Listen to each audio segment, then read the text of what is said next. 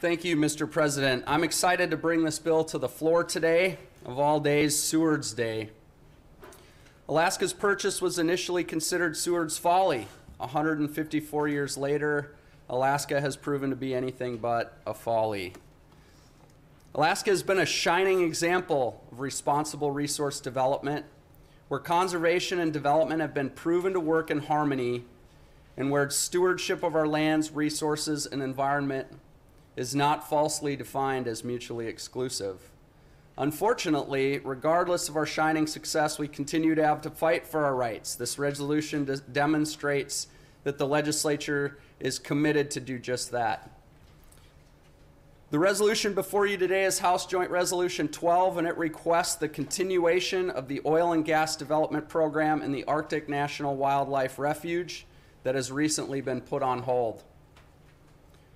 For those who have been around a while, this is almost an annual ritual, reminding our federal partners of what was promised to us as a state.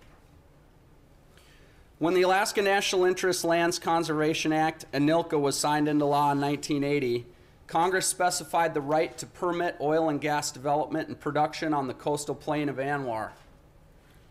Only days after the very first lease sale took place in January of this year, President Biden placed the entire leasing and development program on hold. This resolution urges the reversal of that action.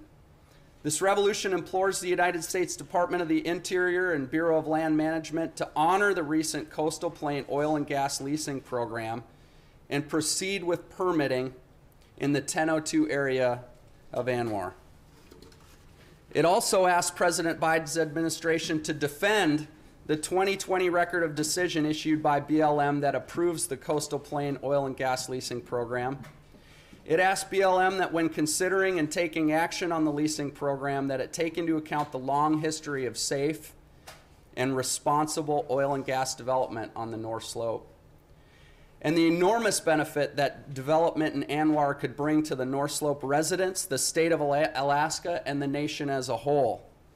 It states that the Alaska legislature opposes any effort to employ the Antiquities Act to designate ANWR as a national monument. It implores President Biden to take an approach of consultation and engagement on these decisions that affect the state, local communities, Alaska Native tribal entities, and other stakeholders and individual residents. And it urges President Biden to immediately rescind the provision of Executive Order 13990 pertaining to the Arctic National Wildlife Refuge. The sponsor of this resolution recognizes that the development of the coastal plain of ANWR is of national concern, but so is the right of our state to develop our resources, as well as the energy independence and energy security of our nation. In 1980, Congress revised the right to allow oil and gas production activities to occur, and ANWR was very, very specific about that. And the decision did not come easily. It took 37 years. Congress took the necessary actions to open ANWR, and in 2017, in Section 20001 of the Tax Cuts and Jobs Act, required the U.S. Secretary of the Interior to establish and administer a competitive oil and gas leasing program in the 1002 area. The first lease sales took place in January, 41 years after the passage of ANWR. And only days later, President Biden issued an executive order that put a hold on any development activity for the newly acquired leases. The opening of ANWR is a continuing chapter in Alaska's fight to responsibly develop our own resources, create a vibrant economy, and chart our own path forward. And this resolution acknowledges that the actions by the new administration jeopardize the future of oil and gas development in Alaska, in ANWR, and it threatens the life of TAPS, the economic security of the state of Alaska, as well as the energy security of the United States of America. Opening ANWR has been a 40-year effort, and this resolution asks the federal government to recognize that resource development and environmental protection are not mutually exclusive, and to remove its temporary moratorium, and thereby support the state's position as open for business.